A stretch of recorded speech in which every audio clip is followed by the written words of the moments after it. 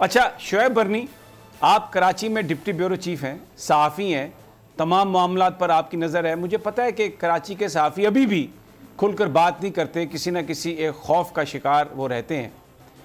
General साहब को भी आपने सुना, सुबह भी जो हमारी मीटिंग होती है उसमें भी मैं आपसे यही दरख्वास्त कर रहा था कि ये जो चल रही हैं सारी कहानियाँ जो आती हैं रात को 2 बजे टिकट्स के ज़रिए कि फ़लाँ पर इत्तफ़ाक़ हो गया, फ़लाँ ये हो गया, आपकी क्या इत्तलात हैं बतौर सहाफ़ी? आप क्या देखते हैं कि इन सब को कहाँ से इंस्ट्रक्शंस मिल रही हैं? क्योंकि कामरान टिसौरी की सूरत में जो गवर्नर हाउस है वो तो एक अब मरकज़ बन चुका है कि इनके तमाम जो धड़े हैं इनको इकट्ठा किया जाए। हमें सबको पता है कि कामरान टिसौरी किसका आदमी है, कितने पैसे दिए, कैसे हुआ, क्या इत्तलात हैं आपके पास कि कौन इनको कंट्रोल कर रहा है? और आप समझते हैं कि इनके बीच में कोई एग्रीमेंट बिल्कुल होने वाला है?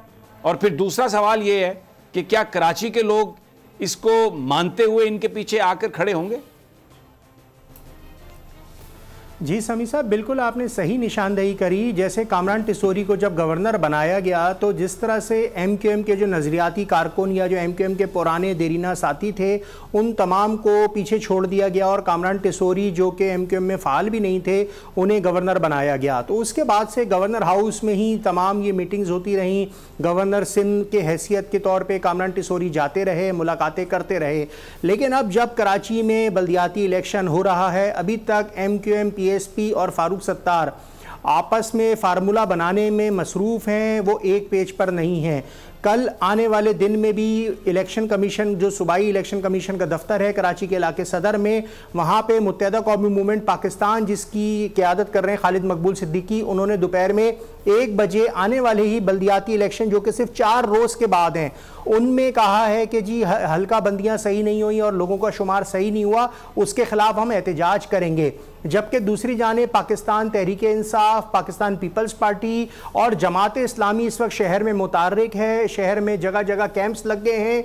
आने वाला बल्दियाती इलेक्शन जो है अब से 4 रोज़ बाद यानी कि इतवार के दिन जो इलेक्शन होना है उसमें सरगर्म है। तो दूसरी जानिब एमक्यूएम, पीएसपी, भादराबाद ग्रुप और जो हमारा PIB colony Farooq Sattar group है वो अपना फार्मूला ही तय करने में लगा हुआ है। तो समी साहब, अभी तक एमक्यूएम का वोट बैंक तो ये ले नहीं सके। देखें, जो एमक्यूएम का वोट बैंक डलता था वो सबको पता है कि वो बानी एमक्यूएम का था और वो उन्हीं के पास है। इलेक्शन से ऐन 1 दिन पहले हम देखते हैं कि कराची का चाहे पिछले 3 इलेक्शन हो जो कि ज़िमनी इंतखाब हुए कौमी असम्बली के, लंदन से कॉल आ जाती है, उनकी यूट्यूब पे वीडियो आ जाती है, वो कह देते हैं कि कल कारकुनान या हमदर्द वोट डालने नहीं जाएं तो बाइकॉट होता है। जो एमक्यूएम माजी में 3-3 लाख वोट लेती थी एक एक कौमी असम्बली के हल्के से, 1.5 लाख 70-70 हज़ार वोट के मार्जिन से जीतती थी, उसको कुल अब 10,000 वोट नहीं मिल रहे कौमी असम्बली के हल्के में। अब इसी तरह अगर पाक सर ज़मीन पार्टी के भी वोट्स मिला लें तो अगर एमक्यूएम अगर 10,000 लेती है तो पाक सर ज़मीन पार्टी 4,000 लेती है।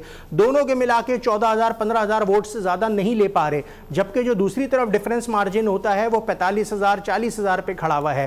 तो कराची का जो शहरी है वो नाराज़ है। वो कहता है बल्दियाती इदारे करते क्या हैं, कराची की कोई एक सड़क सही नहीं है। अच्छा, कराची ये तो में एक पानी और चीज़ पीने है। का साफ मैसर नहीं है। शोएब, मेरी बात, ये आप एक और तरफ निकल गए।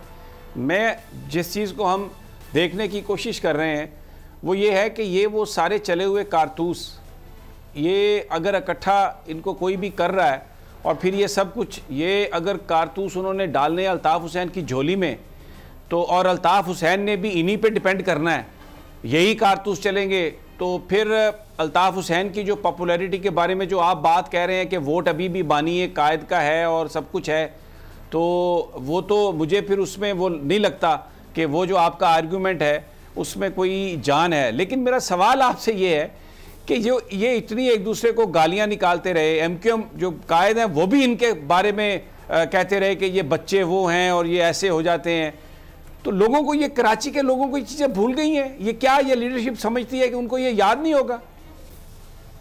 इमरान खान ने परवेज नहीं समी साहब, कराची के लोगों को बिल्कुल याद है और बिल्कुल ये इस चीज़ का हम देखते हैं कि जब वोट बैंक नहीं होता तो इसी वजह से नहीं होता। कराची के साथ इन्हीं सियासी जमातों ने ही तो नाइंसाफ़ी करी है जो आज कराची ये हाल भुगत रहा है। तो इस सूरत हाल में ये जिस तरह आपने कहा कि चले हुए कारतूस एक भी हो जाएं तो ये कराची का मैंडेट जो है मेजॉरिटी के साथ नहीं ले सकते।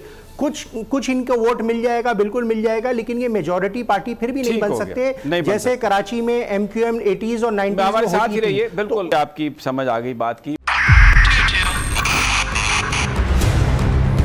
2022 बहुत सारे तोहफे भी देखे गया पाकिस्तान की आवाम को। पाकिस्तान की आवाम को एक तोहफा ये दिया कि आवाम को पता चल गया कि पाकिस्तान का मीडिया क्या है। साल 2022 में सबसे ज्यादा देखे जाने वाला चैनल बोल न्यूज रहा नंबर 1। हमने बहुत सारे शोज और ट्रांसमिशंस की, पूरा साल मुसलसल जदोजहद में निकल गया कि ये वोट ऑफ कॉन्फिडेंस के पीछे कौन लोग थे।